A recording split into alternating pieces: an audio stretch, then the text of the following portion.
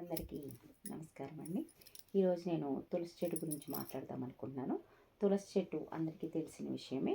కొంతమంది ఔషధంగా యూజ్ చేసుకుంటారు, కొంతమంది మనం ఒక లక్ష్మీదేవిగా కూడా పూజించుకుంటాం. ఈ రెండు మాత్రమే అందరికీ తెలుసు.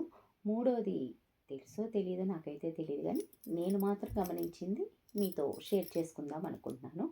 తులసి చెట్టుకి నీళ్లు పోస్తాం కదా, అలాగే పోసినప్పుడు కొంచెం ఆ మట్టి కూడా తీసుకొని మనం నుదుటిని ధరించినట్లయితే పాజిటివ్ ఎనర్జీని మనం సంపాదించుకోవచ్చు. ఆ రోజంతా కూడా ఎంతో ఉల్లాసంగా ఉంటుంది.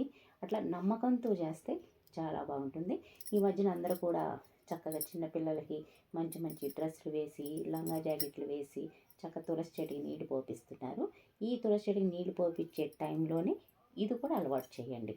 చక్కగా కొద్దిగా మట్టి తీసుకొని నుదుటిన ఇక్కడ ధరించడం నేర్పిస్తే చిన్నప్పటి నుంచే వాళ్ళకు కూడా అలవాటు అవుద్ది.